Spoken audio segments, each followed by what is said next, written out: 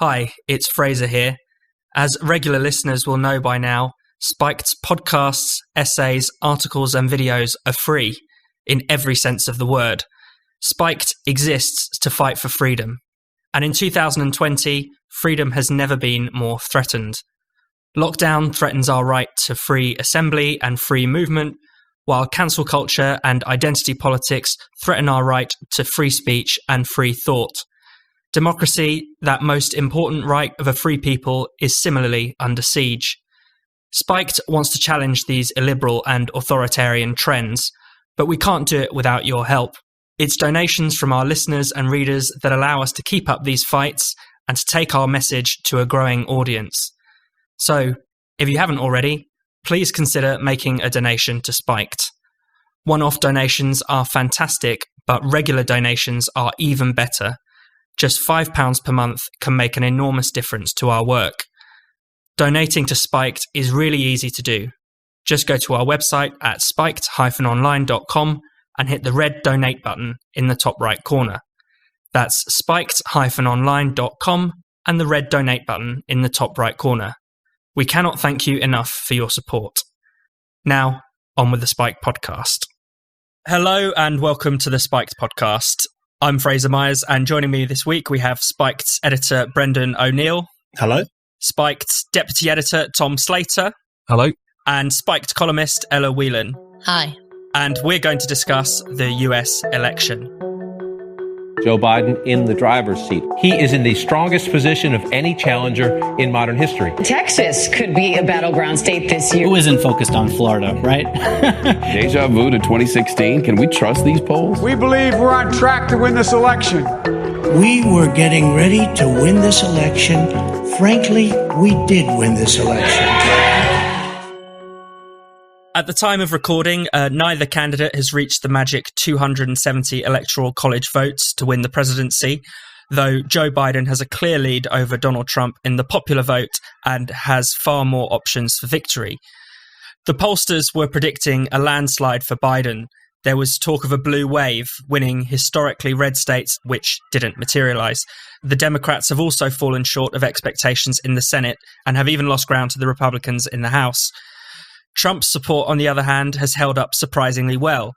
He's expanded his vote not only in raw numbers, but also among some unexpected groups, such as black voters, Latino voters, and LGBT voters. Trump has, however, declared the election a fraud and has vowed to fight some of the vote counts in the courts. Brendan, first of all, what do you think it means that whatever happens in the end, that Trump has not been as comprehensively defeated as was being hoped in some quarters? I think it's really important and really revealing. I think, firstly, there was the wrongness of the predictions. So many pollsters and pundits and experts had said that this would be a massive defeat for Trump. It would be a Biden landslide. There would be a Biden blowout. And they had all these numbers predicting huge advances for the Democrats and huge losses for Trump. And most of that just hasn't come to fruition. It just hasn't happened. So their mistakes, I think, are incredibly important, incredibly revealing. And as we argued on Spike this week, it really points to one of the most important political factors of our time, which is just this huge gaping chasm between the political set and the media set and ordinary people who no longer tell pollsters or anyone else what they're thinking. And that sense of disconnection and distrust, I think, has become really clear in this. Let's not beat around the bush. The fact that Trump has boosted his vote by around 3 million so far, has got almost 17 million votes, is absolutely staggering. If you consider the fact that virtually the entire media proposed that people should vote for Biden. I think only 6 major newspapers suggested people should vote for Trump. The rest of them said that everyone should vote for Biden. The whole of academia, the intellectual elites, the cultural elites, the celebrity set, the social media world, firstly, the capitalist owners of the social media world, but also the influencers who live in the social media. I mean, all these sections of society, all these new elites and cultural elites have spent 4 years saying that Trump is the worst politician of all time. He's just like Hitler. Anyone who votes for him is a deranged lunatic. And still, 70 million people voted for him. 70 million people defied the diktats of those kind of sections of society who think they know better and chose the man you're not supposed to choose. And that's really extraordinary. And this includes, as you say, Fraser, lots of white working class people, lots of Latino working class people, a growing number of black men, really important constituencies. And I think what we are witnessing, in my view, is the emergence of a proper form of resistance, because this is a group of people, an incredibly significant number of people who seem to be immune to the pressures of the media elites and the cultural elites, and who seem determined to think for themselves and to behave in a way politically that they think is best for themselves and their communities. That's not something to be sniffed at. I think that is a real demonstration of the importance of populism and the ability of ordinary people to determine what their own political interests are and to act in a way that they think is most suitable for them. So that disconnect, I think, goes far beyond pollsters getting it wrong. It speaks to the fact that there are millions upon millions of people in America, and as we know, the UK as well, who do not do as they are told and who are able to resist the pressure to conform, the extraordinary pressure to conform that is constantly coming from the new elites. Tom, your thoughts? No, I agree with all of that. I think it's also worth dwelling for a second on the scale of the polling screw up. First of all, because it's quite amusing given the incredible certainty of these people going into this race, even given the lessons of 2016, you think they would have learned it. But at the same time, also the scale of it is really, really striking. So you had, YouGov's MRP model were predicting a Biden landslide. Everyone, as Brendan was saying, were talking about a blue wave, something that never really materialized. You had 538 saying that Trump would barely squeak Ohio. He won it by about 8 points. New York Times gave Biden a 70% chance of winning Florida. We all know what happened there. And again, even in relation to the Senate race, which again, you saw Democrats really kind of heightening expectations about them flipping that. 538, again, I think they said they had a 3/4 chance of turning it blue.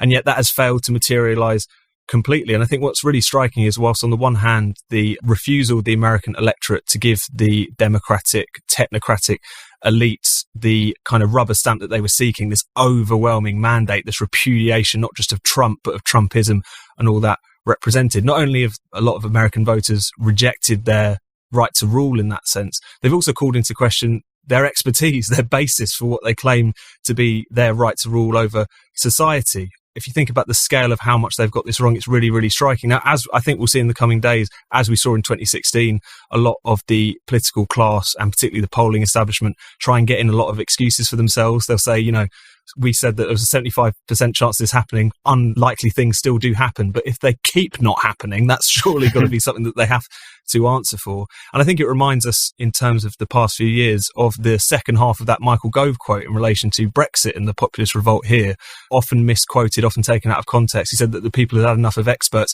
who keep getting it wrong. And that's something that we saw in relation to this election again. And I think it just demonstrates that not only has there been a rejection of these people's right to rule over us, it doesn't matter how many degrees you have, everyone's vote should have equal basis in a democracy, but also just demonstrates how, even on their own terms, they have no idea what they're talking about. Ella? The interesting thing this time round is watching the commentary. It is notable how slightly more checked some of the people who went particularly crazy about the election in 2016 are this time round. So I'm reading and hearing more people than last time round who are avidly Democrat and, more importantly, avidly anti-Trump, having some sort of just a tinge of sort of humility, because the fact is that while we still don't know who quite has won it, what everyone does know is that the Democrats haven't gone, as Tom and Brendan have said, haven't gotten away with the landslide that they hoped. But I mean, it is a complicated picture, but one that I think there is some really interesting things to pull out of. So Biden has beaten Obama's record in terms of the most votes ever for a president. I think at the time that we're recording, he's on about 72 million and Trump is somewhere at 68.6 million.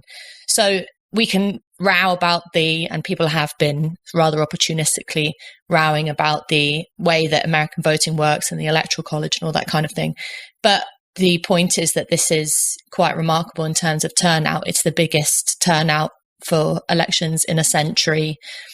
when I was thinking about it before this week, I was sort of certain that people weren't going to turn out. I mean, I was imagining, what would I do if I was an American? And I couldn't really think of mustering up the ability to vote for either side. I hate them both so eternally.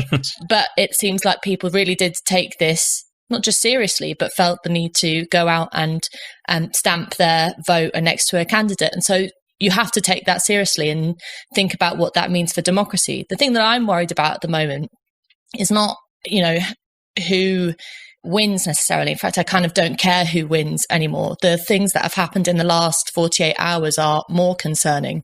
So Trump's attempt to basically declare the vote null and void in, suing Michigan, Pennsylvania, and Georgia, I think it is bad news for democracy. But equally, I'm not convinced that the Democrats are going to learn their lesson, which they really should learn their lesson, is to be chastened by the fact that they haven't won so brilliantly and to drop the identity politics line, which I'm sure we'll come on to talk about, because the question of whether the culture war that's been raging in America for the last 4 years is, going to continue, I think is already decided. It is going to continue, and that's bad news. You're right, Ella. It's been a bit more muted. I suppose that's because the results are not yet conclusive. But we have had the kind of typical "it's all racist" response, or people saying, the voters have got it wrong, Americans are stupid type thing.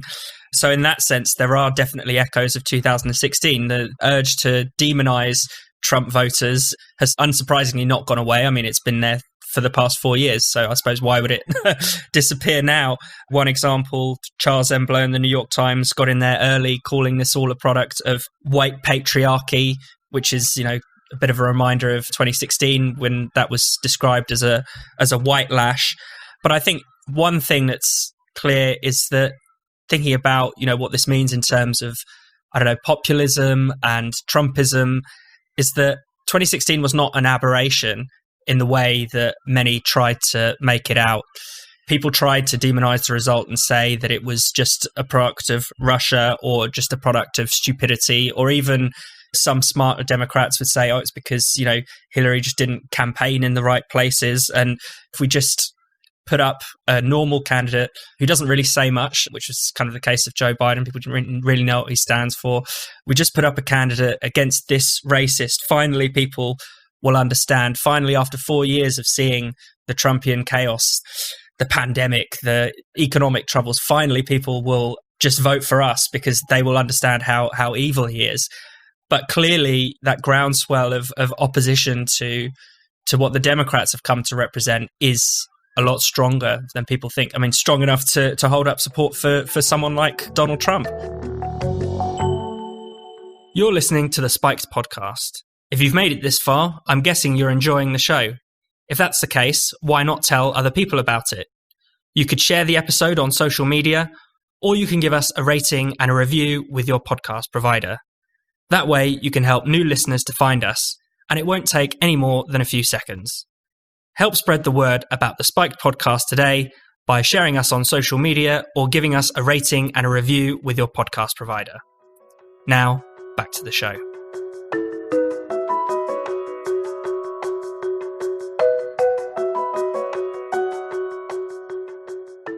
I think we should talk a bit about the identity aspect as well, the different kind of, the surprising kind of people who came out in support for Trump. Does anyone want to say a bit on that? Yes, I think it was really interesting. I mean, not to beat up too much on Charles Blow, because it's very easy to do that, but I thought that piece in particular really summed up the disconnect, because he had this piece, the headline of which, as you say, was "The exit poll points to the power of white patriarchy." And yet in the article itself, he points to the fact that Trump did better amongst ethnic minorities than he did last time, and that the only group, according to the exit polls, which of course come with certain health warnings attached to them in terms of their accuracy, but nevertheless seem to indicate that the only kind of racial/gender group that moved away from Trump at this election were white men. Nevertheless, this disconnect is not pointed to. And again, this is something that we knew from 2016. There was a piece up on MSNBC, I think on the eve of the election, which made this point, which the reason that Trump was able to win in 2016, despite the fact he got a lower share of the white vote than Mitt Romney, his predecessor, was because, at least in part, he got a lot more black and Hispanic votes than he was expected to. That really helped him in the battleground states. And yet this fact wasn't recognised, first of all, which again I think speaks to the complacency of these people. They assume that they have these people's votes and therefore really take them for granted. But I think it also just demonstrates that this narrative, this whole narrative around the stain of racism, that Donald Trump is an example of that, he's an outgrowth of that, as well as having exacerbated it, has become, first of all, one of the Democratic elite's kind of arguments for themselves. They are the kind of bulwark against all of this ugliness, whilst at the same time it's become the all-encompassing explanation as to why they keep failing, or at least failing to meet the lofty expectations, in this case, that they've set themselves. This, again, is a narrative which seems to carry on undented, if anything, becoming stronger and in some cases more extreme, despite the fact that the evidence, i.e. the number of people who seem to be complicit in this white patriarchy, despite the fact that a lot of them are neither white nor male, none of that seems to affect them whatsoever. And I think it just goes to show that when we talk about the establishment learning any lessons from this, I see very little prospect of that at this point. Brendan? Yeah, I agree with that. And I think one of the really striking things is the way in which the election results so quickly gave rise to this kind of neo-racism that came out from woke elites and other observers who are furious with certain Latinos, especially Cubans in Florida, who they look upon as the scum of the earth. They think black men who voted for Trump are basically Uncle Toms. The way they talk about white women, just this absolute hatred for white women that's coming across over the past few days, as we saw in 2016 as well, when white women in America were called, the most obnoxious names you can imagine, and basically seen as nodding dogs to their husbands. That's essentially how they were understood. What's really striking in response to the identity shifts in the vote and the fact that more Latinos voted for Trump and more black people voted for Trump, we're seeing how hateful and even racist woke politics is, because the initial response as soon as something like this happens from those kinds of people is to say, well, you're not really black, echoing Joe Biden's own comment in the run-up to the election, or you're not a proper Latino. We've already seen people saying we have to split the Latino group up. We have to move Cubans away from Puerto Ricans and others and make clear who's a real Latino and who's just a sellout to the white supremacy. Really ugly stuff, basically saying you've betrayed your race and therefore we're going to rob you of your racial badge and cast you out into the wilderness. So we're going to see a lot more of that, I think, which really shows how intolerant the new identity politics is.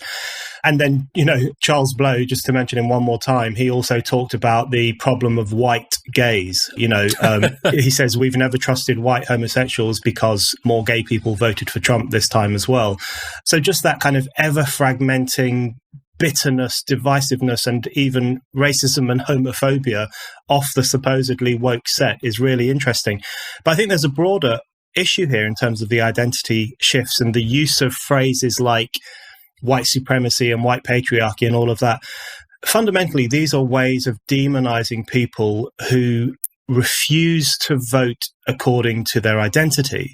So that's what's going on here. These people are being called out and demeaned and called names, etc., because they refuse to vote in what is perceived to be the correct manner for their racial group.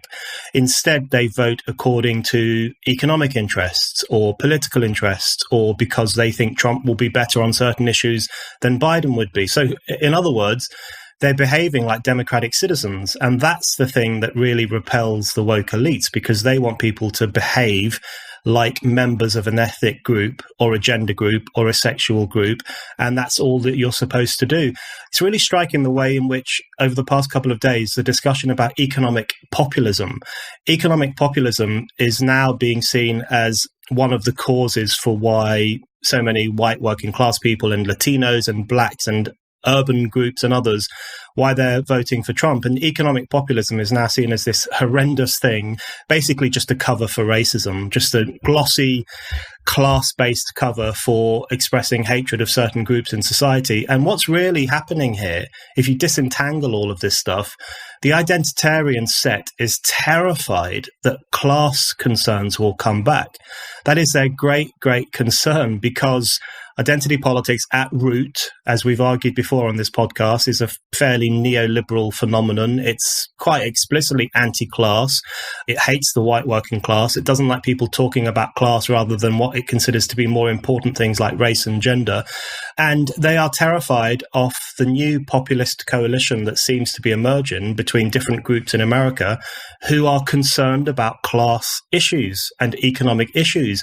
And if that populist coalition gets stronger, it will have an extraordinary power to destroy the eccentric neoliberal pseudo-left politics of the woke elites.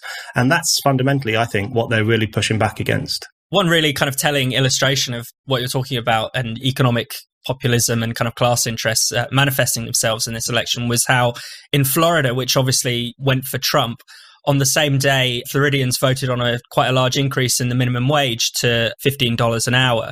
Whereas in California, which voted Democrat, there was a kind of proposition to keep Uber drivers as freelancers, to deny them the kind of normal working rights that ordinary workers might have and keep them in the gig economy. And again, overwhelmingly, that passed, actually. So in the state that voted ostensibly for the left-wing candidate, voted for the kind of more neoliberal proposition, whereas the state that supposedly voted for the right-wing candidate voted for the kind of more what you might call economic populism or standard social democratic or left-wing politics. So it's a really interesting kind of flip in what we expect in politics. The left-right divide is dead in any meaningful sense, and new coalitions and new interest groups are emerging out of that. Ella, did you want to say anything on this? Yeah, the one really good example to look at the way in which class might be coming back, or as Brenton says, at least posing a threat to the Democrat state of mind, is what happened in Texas. I was talking to Sean Collins last night, who wrote a column on this for Spiked, about the fact that Latino voters in Texas, a place where you're supposed to believe there is the most hatred for Trump because of the wall, because of all that toxicity around there. And so you're meant to believe that these people undoubtedly, unquestionably despise Trump. And yet he does a lot better than was expected among those voters. And no one seems to think, do you think maybe this might be because Latino voters in places like Texas might be treated like crap by the kind of people who vote Democrat in the same way that their white colleagues and peers are in areas like this? They have no concept of what actually goes on in a normal person's life and what matters to them. It was the same thing that happened when people were sort of freaking out about the poll that got showed on the BBC on Tuesday night in the early hours of Wednesday morning, which showed that economic issues were far higher on people's priority lists than coronavirus, than racial inequality, lots of things, than healthcare policy.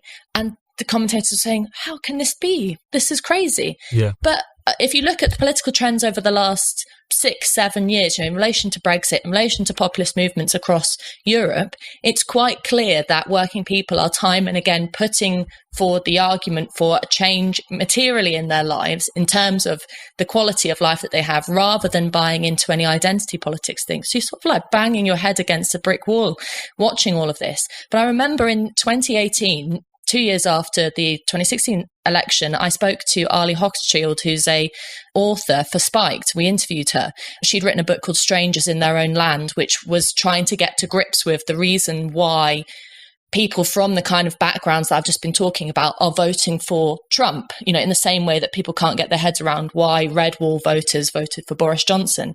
And one of the things she picked up on is the issue of, she called it honour, and of people's sense of community.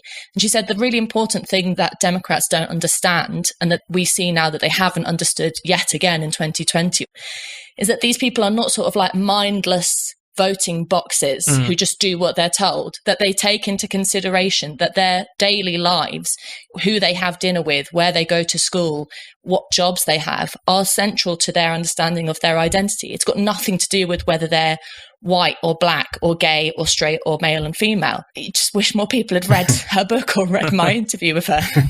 It's just quickly on that. It really kind of underlines, I think, the incredible kind of sanctimony and kind of piety of the Democratic establishment, that they missed so many of these economic concerns and these kind of shifting patterns in relation to class and voting, because they were really talking this up as if it was a big kind of moral, even spiritual confrontation as far as they were concerned, that this was about making a stand against white supremacy, against neo-fascism, even in some quarters of the Democratic Party. You saw people making those arguments yet again, and just failing to recognise, first of all, how those claims are just ludicrous on their own terms, as we've been talking about, but also how people's day-to-day interest, which is a lot of what has driven a lot of voters away from the Democratic Party anyway, voting for these people time and again, but their material lives not getting any better, just completely ignoring that. And I think that's one of the reasons why you see the basis of those two parties shifting. A point Thomas Frank, the author, has made many times, is that the Democrats are still a class party, just the class that they represent has changed. And I think that you see that in relation to that Bloomberg analysis of the donations for each party that was doing the rounds in a run-up to the election, Biden taking the lion's share of people who work at universities, whereas Trump taking the lion's share of construction workers, people who are ranchers, things like this. And one particularly interesting one, I thought, was that one of his biggest bases of support were people who work at mail delivery companies. And I think in the context of COVID in particular, in the context of lockdown, which, as we all know, there are many people who haven't experienced lockdown in the same way that people who work in white-collar jobs in the knowledge economy have, because many of them have still been working, delivering their Amazon packages, 8 times a day, as we've seen, have very fundamentally different concerns. And that, again, when you saw, as Joanna Williams wrote about in Spike this week, even amongst areas that have been pretty badly hit by COVID, you still saw Trump actually outperform in many instances because they are concerned about their material interests, which have not only been ignored by the kind of neoliberal democratic establishment for a very long time, but are being more actively put at threat than ever by Joe Biden's very culture war-y attachment to COVID fanaticism and lockdown, which is going to have a really deep impact on that. But again, the Democrats are so swept up in their own kind of sanctimony, moral piety, their desire to paint this as, again, this kind of spiritual conflict against the forces of evil, effectively, that, again, they miss that. I think it's really, really striking, especially given how much the American economy and the world economy is in the toilet at this point.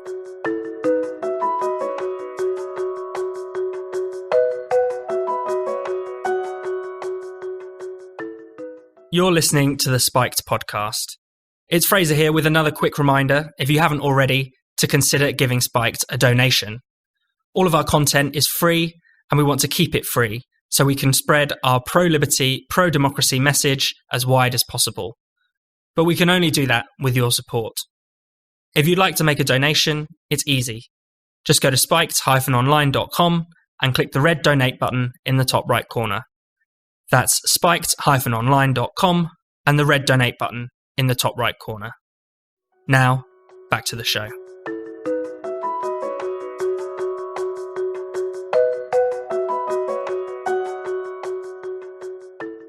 COVID is definitely something we should talk a bit about because, the Democrats really tried to frame themselves as the party of science, the party of experts, the party that's going to be sensible on COVID, in contrast to the reckless Trump. Some people tried to blame Trump personally for the 200,000 plus people who have died. But also, there was a kind of symbolic aspect to this where Biden, barely left his basement for what felt like months on end. And then when he finally did, he'd put on a mask, sometimes 2 masks. Brendan, do you want to talk a bit about this? Why did this just not really work as a tactic? It was funny because people really expected people to see the errors of the pandemic and, vote en masse against Trump. But clearly that didn't happen. I think the COVID stuff is really important in relation to this election and the results that we know so far, because, of course, one of the most famous American sayings in terms of politics is we have nothing to fear but fear itself, which I think is really pertinent to the events of the past year, which is that there was a very clear divide between one section of the political, cultural elites who lived in complete dread of COVID and thought that they would benefit from talking constantly about how disastrous it was for the nation, thought they would benefit from saying that Trump effectively killed 230,000 people, he's a murderer, he's a granny killer, all that kind of stuff.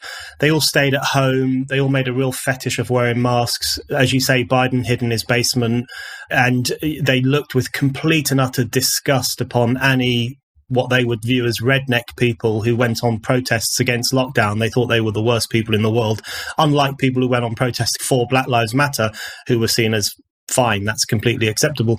So there was this divide between that section of society and then another section which was more willing to carry on and argued for lockdown to be eased, or in Donald Trump's case, just refused to wear masks carried on having massive rallies with thousands and thousands of people. And I found all of that really heartening, actually, because it demonstrated, again, that there is a very significant section of society which refuses to stop living just because there is this nasty, pretty dangerous virus around, and they want to carry on living, want to carry on doing politics, and want to carry on taking part in the electoral process, the democratic process, and public life.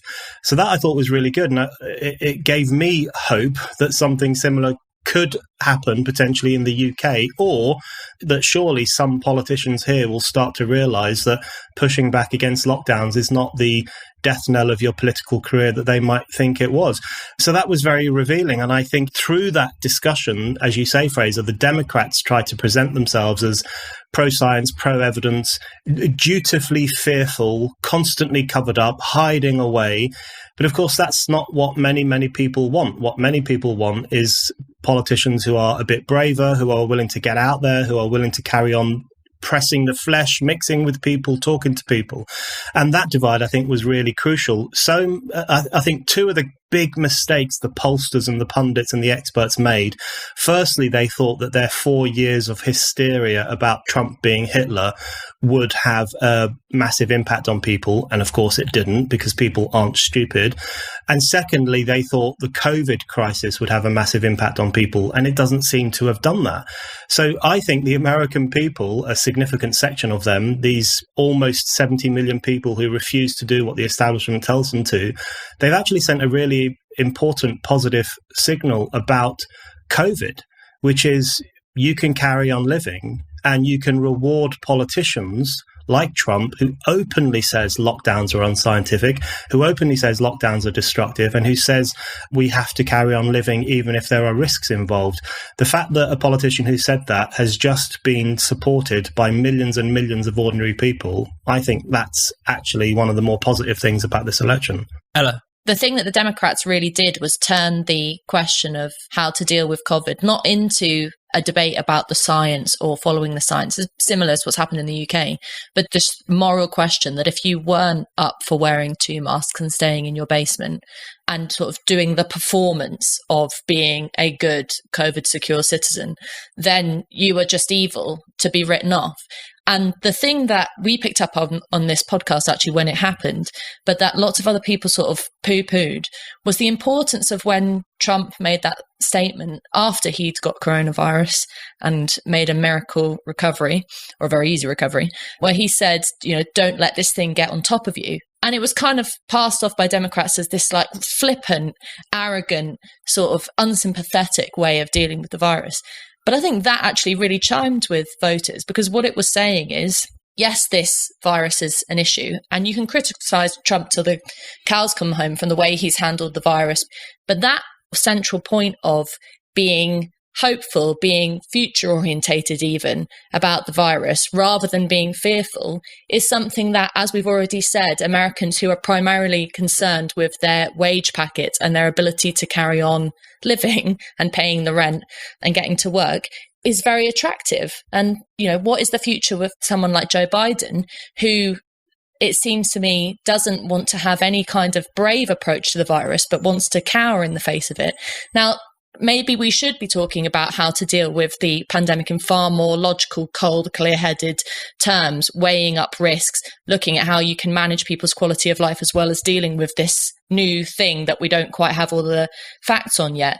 But waging this moral war around, virtue signaling around who's wearing how many masks and for what amount of time, and things that are already happening now, like people posting videos of early victory parties among some Trump voters who aren't wearing masks and doing all that kind of shaming, is just not the way to go. And finally, with the results being as tight as they are, Trump is looking to take some of this to the courts, has declared some of the results fraudulent without much basis, it seems, at this stage.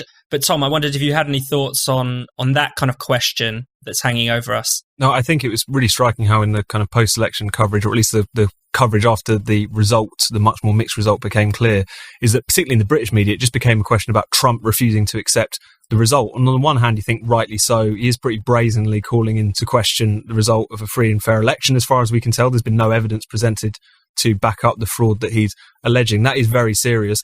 It wasn't really a surprise. I mean, he was threatening to call into question the result of 2016 if it didn't go his way, lest we forget. So he's nothing if not consistent.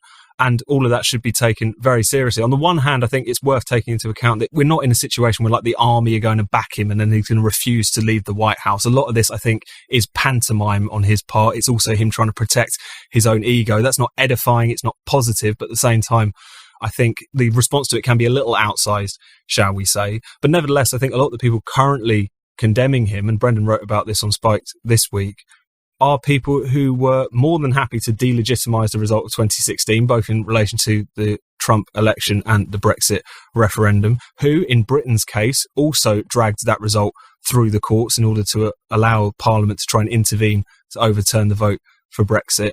And in many different fashions, almost using any tool available to them, including the legal route, tried to delegitimise that vote day in, day out. So whilst none of this excuses what Trump's engaging in at this point, I think the hypocrisy of people complaining about Trump trying to overturn a free and fair vote, when that's what a lot of these people have been busying themselves with over the past 4 years, is pretty staggering. And I don't think we should let them get away with that as they kind of work themselves up into this moral fury over what Trump's saying. Brendan? The thing that is important to bear in mind from my point of view anyway is that the greatest threat to democracy at the moment is anti-populism, not populism. That's why what Trump is currently doing is so disappointing, even though it is actually quite predictable, because Trump is, he's an unpredictable, narcissistic loudmouth, and he does things like this. He takes to Twitter and he does things and he initiates processes, and he sees himself as this ultimate victim of the establishment, which is not entirely untrue, of course, but he does push that in a particularly, sometimes a very strange direction. But I think what's important to bear in mind, and this is why it's important to point out the hypocrisy of the people who are currently criticizing Trump, is that the biggest threat to our democratic rights is not the populist movement. If anything, the populist movement in its various guises is something that is trying to tap in more directly to ordinary people's concerns in a way that we hadn't seen in politics in the West for the past 30 or 40 years. So that's a very interesting democratic experiment.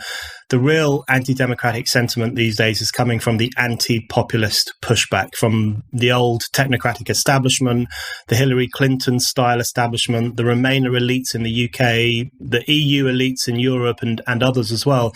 It's really from those sections of society that we are seeing the argument that democracy is an untrustworthy tool. It has to be tamed. It has to be checked. It has to be balanced. People cannot be trusted. That's really where that argument is coming from. So it's important that we criticize Trump for behaving as a very, very bad loser and potentially calling American democracy into question. We absolutely have to criticize that. But I think we've got to keep our eye on where the real threat to democracy is coming from today, which is from those sections of society who are desperate to put the populist genie back in the bottle and go back to a situation where they were the rightful rulers of us and where our concerns and our views didn't really get an hearing. And we can't allow the West to go back to that old style of politics.